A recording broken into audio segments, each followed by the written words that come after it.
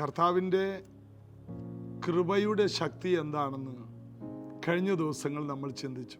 അവൻ്റെ നിറവിൽ നിന്ന് നമുക്ക് എല്ലാവർക്കും കൃപയുടെ ഒരു കവിഞ്ഞൊഴുക്ക് ഉണ്ടാകുമെന്ന് യേശു പറഞ്ഞു. ഞാൻ എൻ്റെ പിതാവിൻ്റെ അടുക്കലേക്ക് പോകുന്നത് കൊണ്ട് ഞാൻ ചെയ്തതിൻ്റെ പല മടങ്ങ് വലിയ കാര്യങ്ങൾ, അധികം കാര്യങ്ങൾ നിങ്ങൾ ചെയ്യുമെന്ന് യേശു തൻ്റെ ശിഷ്യന്മാർക്ക് ഉറപ്പ് കൊടുത്തു.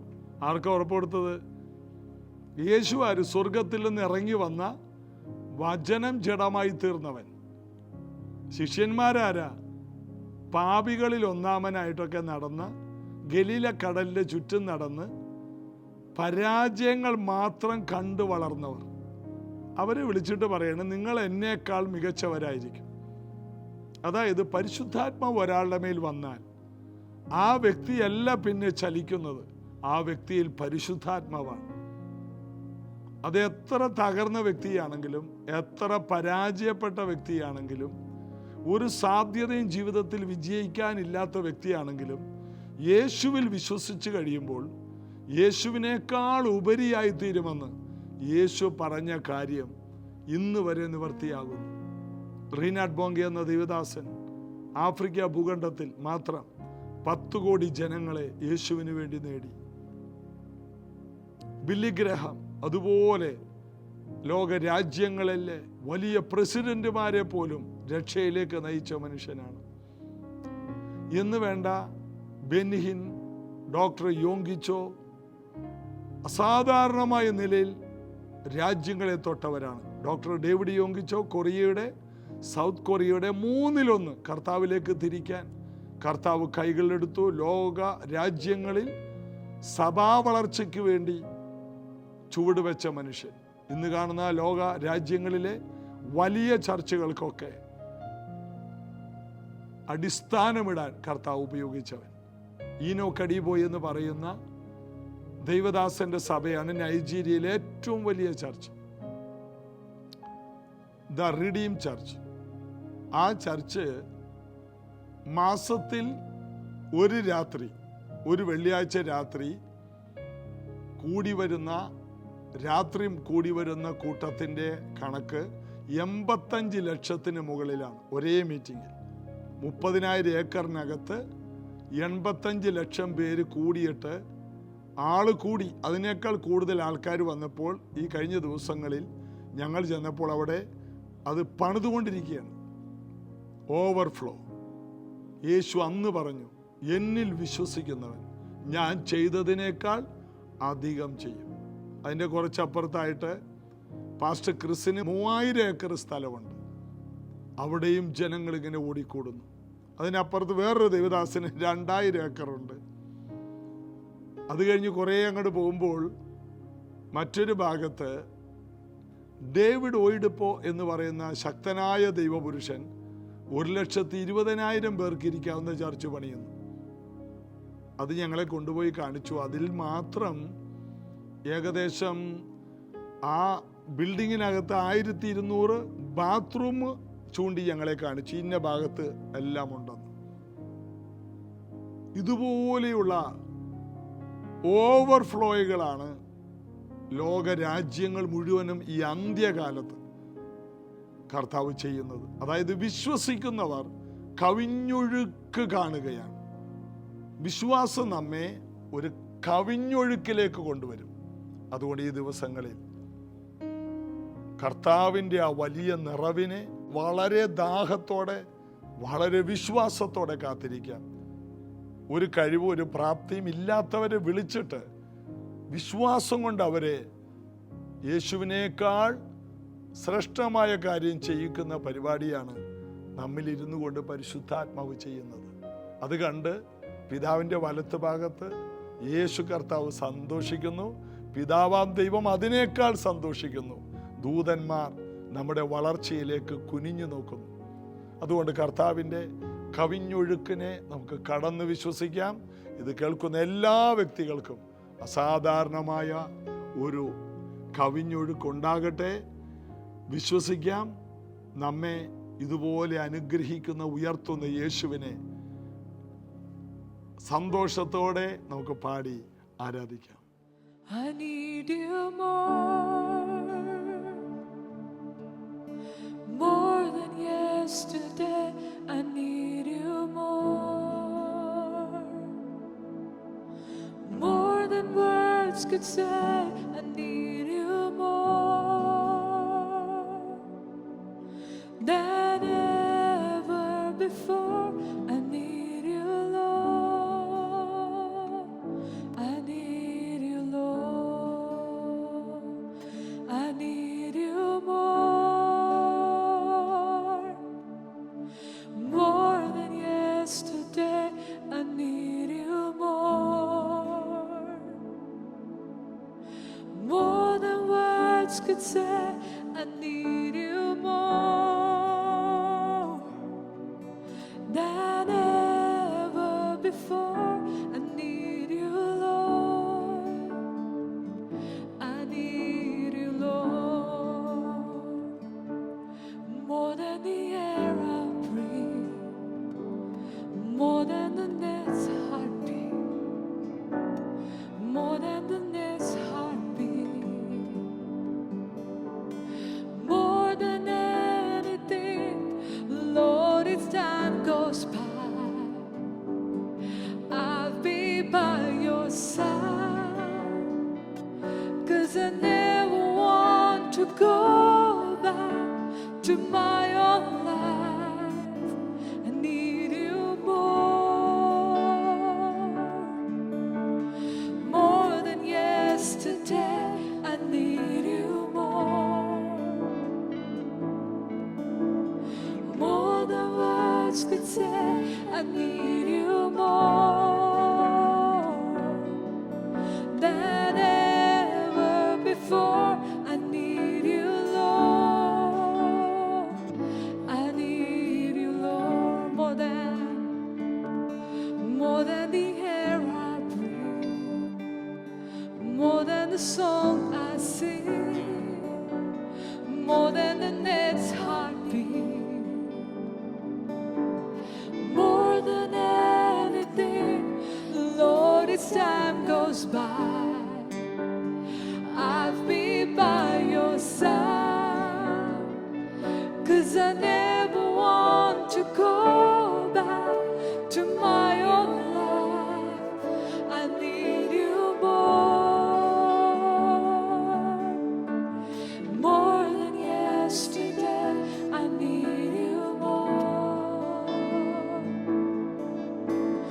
more than words could say. I need you more than ever before. I need you, Lord. I need you, Lord. I need you, Jesus.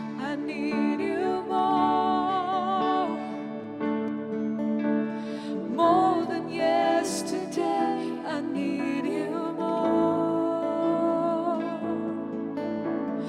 more than words could say. I need you more than ever before. I need you, Lord.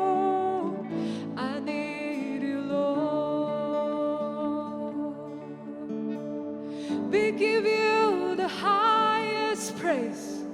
We give you the highest praise. We give you the highest praise. Oh Lord, we give you the highest praise. We give you the highest praise. We give you the highest praise, Jesus. We give you the highest praise. We give you the highest praise. We give you the highest praise. We give you highest praise. We give you the highest praise.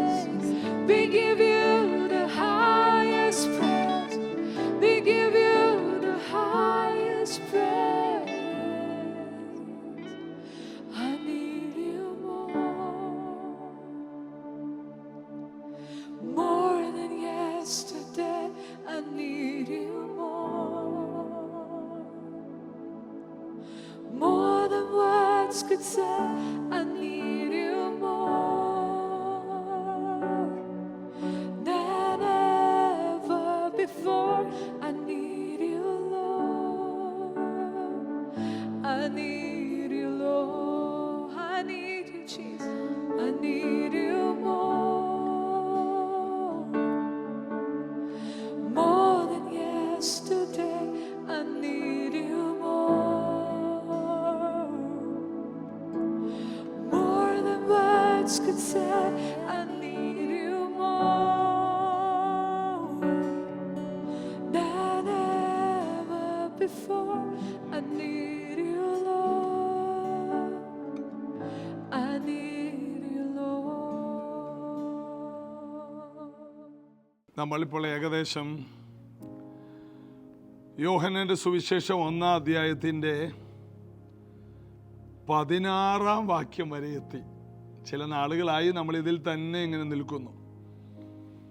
ഇന്ന് നമ്മൾ 17-ാം വാക്യത്തിലേക്ക് വരികയാണ്. 1-ാം അധ്യായത്തിൻ്റെ ന്യായപ്രമാണം മോശ മുഖാന്തരം ലഭിച്ചു, കൃപയും സത്യവും യേശുക്രിസ്തു മുഖാന്തരം വന്നു. ന്യായപ്രമാണം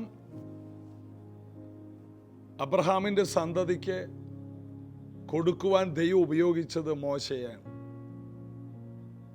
ന്യായപ്രമാണം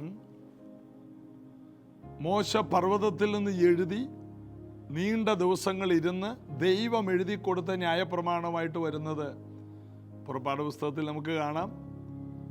മോശയെ കുറേ ദിവസം കാണുന്നില്ല. അപ്പോഴേക്ക് ജനങ്ങൾ പറഞ്ഞു, നമ്മെ ഇവിടം വരെ എത്തിച്ച മോശയ്ക്ക് എന്ത് ഭവിച്ചെന്ന് അറിയില്ല, അതുകൊണ്ട് ഞങ്ങൾക്ക് ആരാധിക്കണം. ഭയങ്കര ആരാധന വീരന്മാരവര്. ഞങ്ങൾക്ക് ആരാധിക്കാൻ ഒരു കാളക്കുട്ടിയെ ഉണ്ടാക്കി തരണം.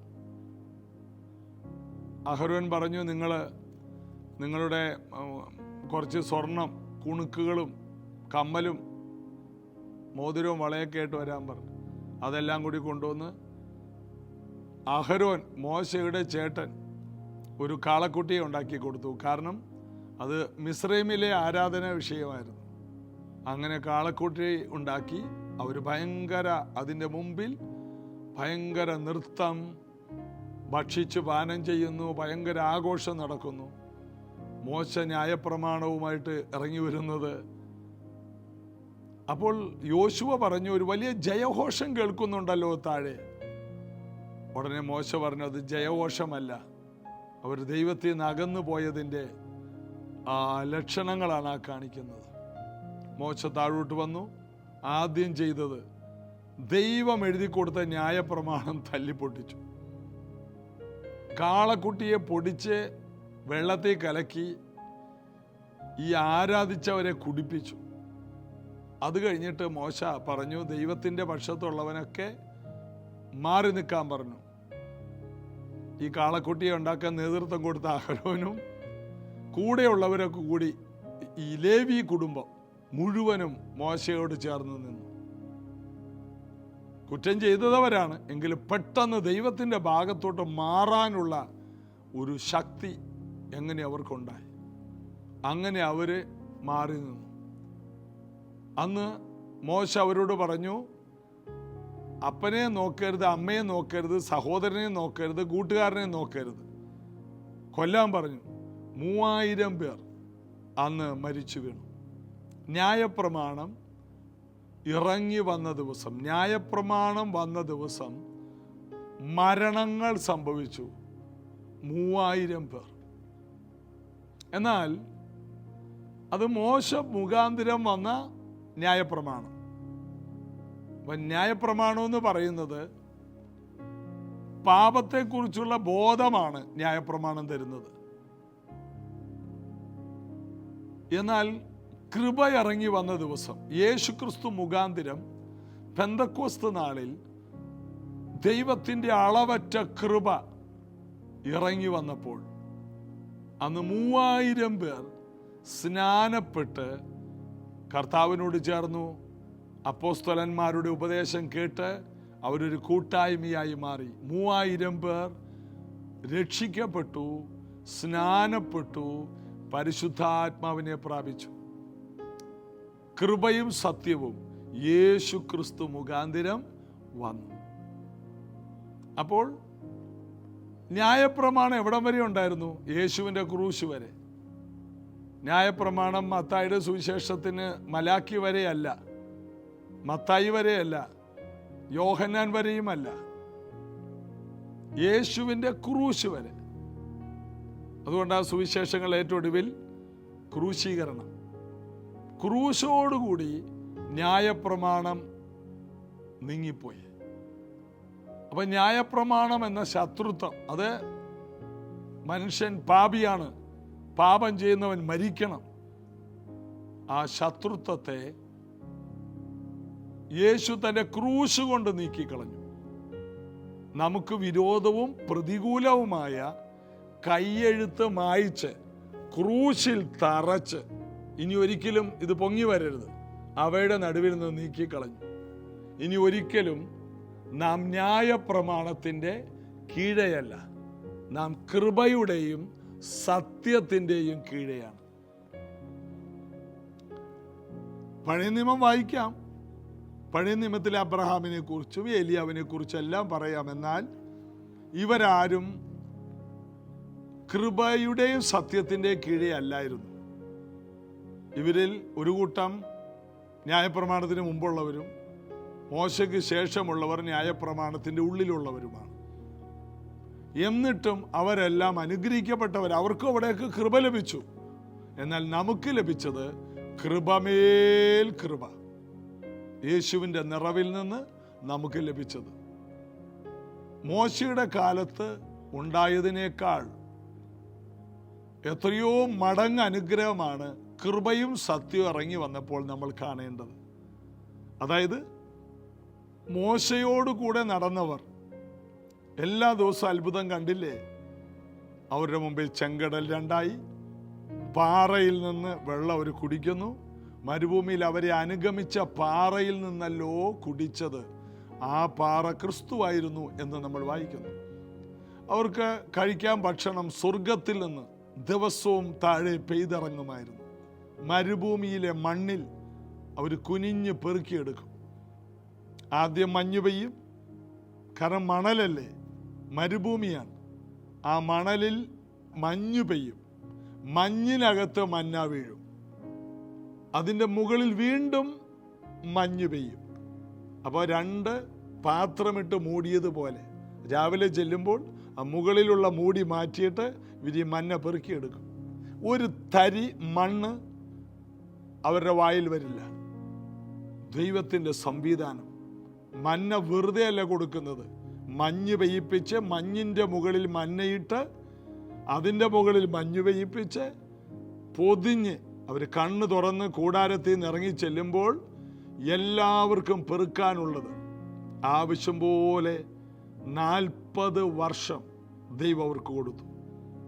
ദൈവത്തോട് പിറുപിറുത്തപ്പോൾ, ദൈവത്തോട് പാപം ചെയ്തപ്പോൾ ദൈവം അവരെ ശിക്ഷിച്ചെങ്കിലും മന്ന നിർത്തിക്കളഞ്ഞില്ല, അവരെ പട്ടിണിയിട്ടില്ല. ഒരു ദിവസം പോലും ദൈവം അവരെ പട്ടിണി കിട്ടില്ല. അവർ ദൈവത്തോട് ഒത്തിരി പാപം ചെയ്തു, അവർ ദൈവത്തെ തള്ളിക്കളഞ്ഞു, ദൈവത്തെ അവിശ്വസിച്ചു. അവിശ്വസിച്ചപ്പോഴും മന്ന പെയ്തു. നമ്മുടെ ദൈവം കരുണയുടെ ദൈവമാണ്. ദൈവം എന്തെങ്കിലും തുറന്നു തന്നാൽ ദൈവം ഒരിക്കലും അടച്ചു കളയില്ല. അവർ തെറ്റ് ചെയ്തപ്പോഴും ദൈവം അവർക്ക് തുറന്നു കൊടുത്തു. അവർക്ക് ഇറച്ചി വേണമെന്ന് പറഞ്ഞു. ഈ മരുഭൂമിയിൽ ഞങ്ങൾക്ക് ഇറച്ചി ഇല്ലല്ലോ.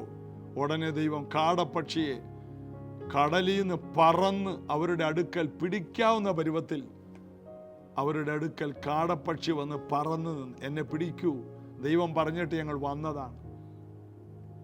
അങ്ങനെ പറന്ന് നിൽക്കുമാറാക്കി. ദൈവത്തിൻ്റെ പ്രത്യേക അനുഗ്രഹങ്ങൾ അവർ പ്രാപിച്ചു. മോശയുടെ ന്യായപ്രമാണത്തിൻ്റെ കീഴിൽ നടന്നു പോയവർക്ക് ഉണ്ടായ അഭിവൃദ്ധി, അവരെല്ലാം ബലശാലികളായിരുന്നു, അവരിലൊരു ബലഹീനൻ ഉണ്ടായില്ല. ഒരു ദിവസം വൈകിട്ട് മാവ് പോലും പുളിക്കുന്നതിന് മുമ്പ് അവരെ മിസ്രൈമിലുള്ളവർ, ഈജിപ്തുകാര് അവിടുന്ന് പറഞ്ഞു വിട്ടതാണ്. ഇട്ട ഉടുപ്പിട്ടുകൊണ്ട് ഇറങ്ങിയവരാണ്. കൊച്ചു കുട്ടികൾ ഇറങ്ങിയപ്പോൾ അവരുടെ ചെറിയ 3 ഇഞ്ച് 2 ഇഞ്ച് ചെരുപ്പിട്ടുകൊണ്ട് ഇറങ്ങിയതാണ്. എന്നാൽ അവരുടെ യാത്രയിൽ, അവർ പോകുന്ന ജീവിതയാത്രയിൽ നീണ്ട വർഷം, 40 വർഷം കുഞ്ഞുങ്ങൾ വളരുന്നതിനനുസരിച്ച് അവരുടെ ചെരുപ്പ് വലുതായി, അവരുടെ വസ്ത്രം വലുതായി.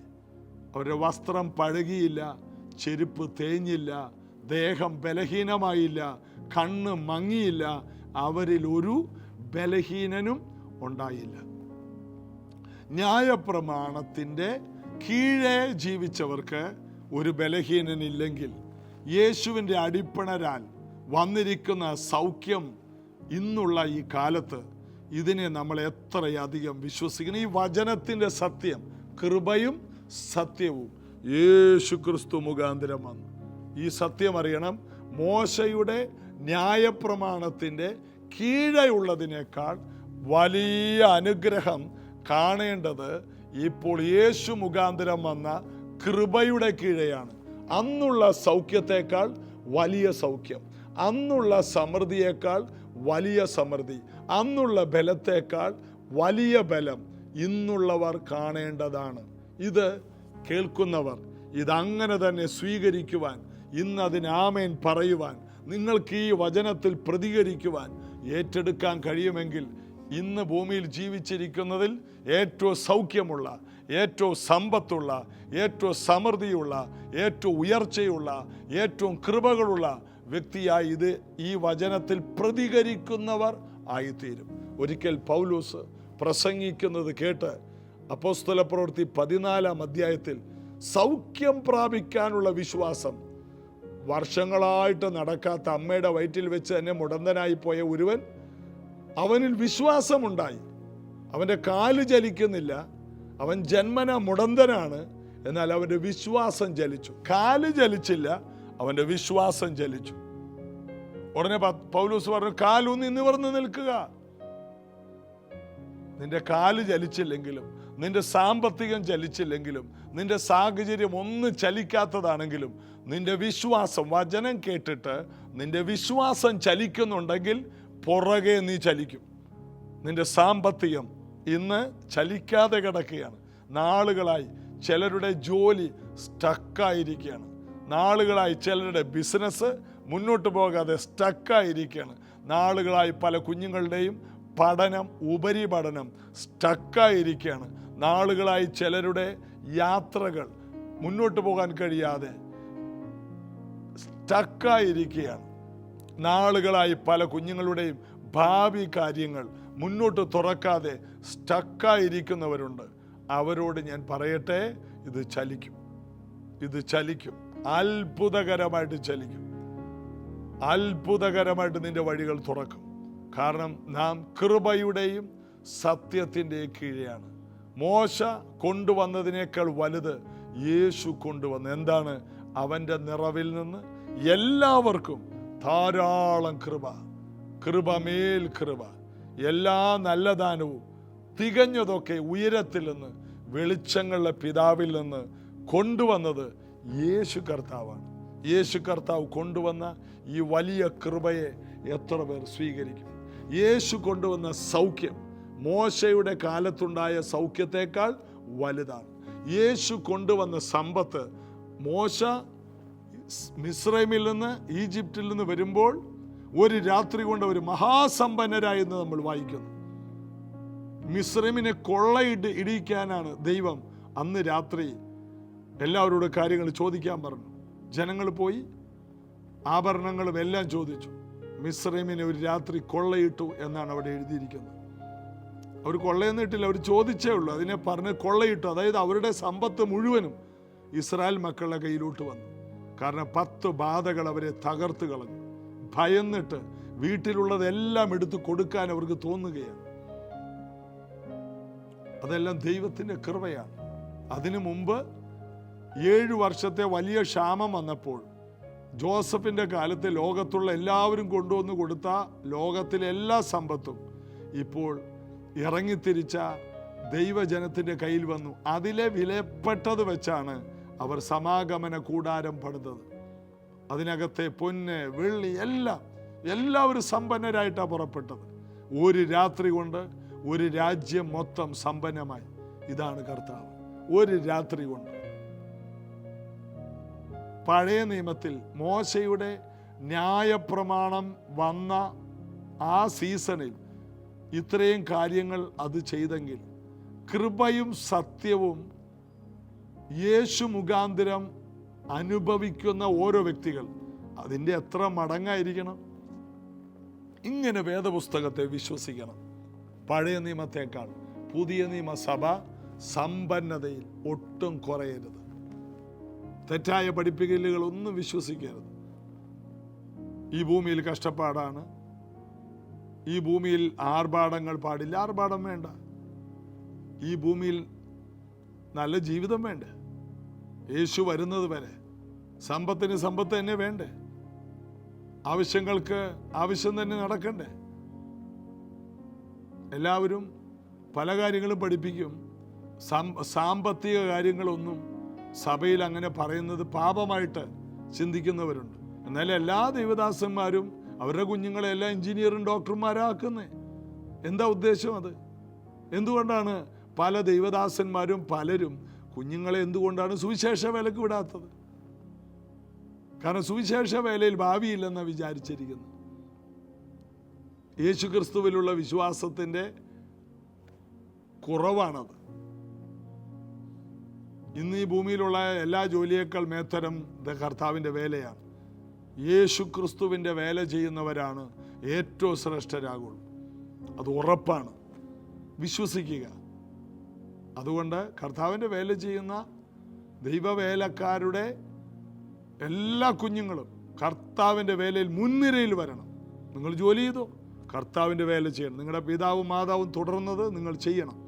കൊയ്ത്ത് അനവധിയുണ്ട്, വേലക്കാരില്ല. കൊയ്ത്തിൻ്റെ യജമാനോട് ചോദിക്കാൻ എല്ലാം കർത്താവ് തരും. എല്ലാ സമ്പത്തും, എല്ലാ നന്മകളും, എല്ലാ ഉയർച്ചകളും, എല്ലാ ഉറവകളും കർത്താവ് തുറന്നു തരും. കാരണം ഭൂമിയുടെ അറ്റത്തോളം സുവിശേഷം എത്തിക്കാൻ സമ്പത്ത് വേണം. അത് കർത്താവ് തരും. നിങ്ങൾക്ക് നല്ല ബിൽഡിങ്ങുകൾ വേണം, പ്രാർത്ഥനകൾ നടത്തുവാൻ വലിയ കെട്ടിടങ്ങൾ വേണം, സുവിശേഷത്തിനായി പോകാൻ വാഹനങ്ങൾ വേണം. നിങ്ങളുടെ സുവിശേഷ വേല വളരെ ശ്രേഷ്ഠമാണെങ്കിൽ വിമാനം വരെ കർത്താവ് തരും, വേഗതയിൽ യാത്ര ചെയ്യാൻ. കർത്താവിനൊന്നും അസാധ്യമല്ല. എനിക്കറിയാവുന്ന ഒരു ദേവദാസൻ, അദ്ദേഹത്തിൻ്റെ ഒത്തിരി പുസ്തകങ്ങൾ എൻ്റെ കയ്യിലുണ്ട്. അദ്ദേഹം ഒരിക്കൽ പ്രാർത്ഥിച്ചു, സ്വീഡനിൽ വെച്ച്, കർത്താവേ, സുവിശേഷ വേല ചെയ്യാൻ എനിക്ക് വാഹനം തരണേ. അദ്ദേഹം ഒരു ട്രെയിനിൽ പോകുന്ന സ്ഥലത്തെല്ലാം ഓരോ സ്റ്റോപ്പിലും അദ്ദേഹം സഭകൾ സുവിശേഷം അറിയിച്ചു, സഭകൾ സ്ഥാപിച്ചു. കർത്താവ് എന്ത് ചെയ്യുന്നറിയാം? എത്രയോ കിലോമീറ്റർ ഉള്ള റെയിൽവേ ലൈനും ട്രെയിനും ദൈവം അദ്ദേഹത്തിന് സ്വന്തമായിട്ട് കൊടുത്തു. അതിലൂടെ അദ്ദേഹത്തിന് സ്വന്തം ട്രെയിൻ കൊടുത്തു. റഷ്യയിൽ അദ്ദേഹം പോയപ്പോൾ കർത്താവ് ചെയ്ത അത്ഭുതങ്ങൾ. അദ്ദേഹം ഒരിക്കൽ ബാംഗ്ലൂർ വന്നപ്പോൾ സാക്ഷ്യം പറഞ്ഞു. അദ്ദേഹം കോട്ടയത്തിടക്ക് വരുമായിരുന്നു. സ്വീഡനിലെ ഒരു ദൈവദാസൻ, ഞാൻ പേരെടുത്ത് പറയുന്നില്ല. ദൈവത്തിനൊന്നും അസാധ്യമല്ല. വിമാനത്തേക്കാൾ ഭയങ്കരമായ ട്രെയിനാകുമ്പോൾ റെയിൽവേ ട്രാക്കും കൂടി കൊടുക്കണം. ആയിരക്കണക്കിന് കിലോമീറ്റർ ദൂരമുണ്ട്. ഈ പോകുന്ന വഴിയിലെല്ലാം അദ്ദേഹത്തിന് കൊടുത്ത ആ ലൈനിൽ പോകുന്നിടത്തെല്ലാം ചർച്ചുകളുണ്ടായി. ദൈവത്തിനൊന്നും അസാധ്യമല്ല. കൃപയും സത്യവും യേശു ക്രിസ്തു മുഖാന്തരം ഇറങ്ങി വന്നു. ന്യായപ്രമാണ യുഗത്തിലുള്ളവരെക്കാൾ ശ്രേഷ്ഠരും ശക്തരും അഭിഷിക്തരും സമാധാനമുള്ളവരും പ്രതീക്ഷകളുള്ളവരും യേശു ക്രിസ്തുവിൻ്റെ എല്ലാറ്റിനെയും നിറക്കുന്ന സഭയിലുള്ളവരാണ്. അതുകൊണ്ട് നിങ്ങൾക്ക് പ്രതീക്ഷയ്ക്ക് വകയുണ്ട്. യേശുവിനെ സ്വീകരിച്ചവർ അത്ഭുതങ്ങളാണ്. ഈ വെളിപ്പാടിൽ ജീവിക്കാൻ ദൈവം നമുക്ക് കൃപ തരട്ടെ. പ്രാർത്ഥിക്കാം. യേശുവിൻ്റെ നാമത്തിൽ ഈ തിരുവെഴുത്തുകൾ കേട്ടവരെല്ലാം അത്ഭുതങ്ങൾ കാണട്ടെ. എല്ലാവർക്കും ലഭിക്കുന്ന ഈ ദൈവകൃപ, ഞങ്ങളുടെ പിതാക്കന്മാർ എല്ലാവരും മന്ന പെറുക്കിയതുപോലെ പുതിയ നിയമസഭയിൽ എല്ലാവരും ഈ കൃപയുടെ മന്ന പെറുക്കട്ടെ. എല്ലാവർക്കും നന്മയുണ്ടാകട്ടെ, എല്ലാവർക്കും സമൃദ്ധി ഉണ്ടാകട്ടെ, എല്ലാവരും ഉയർച്ചകൾ പ്രാപിക്കട്ടെ. വിശ്വാസ കുടുംബങ്ങളിൽ ഒരു കുടുംബം പോലും അധപ്പതിച്ച് കിടക്കാതെ അവർ സമൃദ്ധിയിലേക്ക് വർദ്ധിച്ചു വരട്ടെ. ഈ കാലഘട്ടത്തിൽ വേലക്കാരെ ഇല്ലാത്ത കൊയ്ത്തനവധിയുള്ള വേലക്കാർ ചുരുക്കമായ കാലത്ത് ഇത് കേൾക്കുന്നവരെല്ലാം കർത്താവിൻ്റെ വേലയുടെ മുൻനിരയിലേക്ക് വരട്ടെ. അവർക്ക് വേണ്ട ജീവനും ഭക്തിക്ക് വേണ്ടതെല്ലാം യേശു കർത്താവ് കരുതി വെച്ചിരിക്കാൻ സ്തോത്രം. ഇത് കേൾക്കുന്നവർക്ക് ഓടാൻ, കർത്താവിന് വേണ്ടി ഓടാനുള്ള ആരോഗ്യമുണ്ടാകും. എല്ലാ കടക്കണികളിൽ നിന്ന് ഇവർ പുറത്തു വരട്ടെ. യേശുവിൻ നാമത്തിൽ പിതാവേ, ആമേൻ. നമുക്ക് ഈ ദിവസങ്ങളിൽ ദൈവവചനത്തെ മുറുകെ പിടിക്കാം. കൃപയും സത്യവും യേശു ക്രിസ്തു മുഖാന്തരം വന്നെങ്കിൽ വന്ന കൃപയെയും സത്യത്തെയും നമുക്ക് മുറുകെ പിടിക്കാം. നാളെ ഇതേ സമയത്ത് കാണാം. God bless you.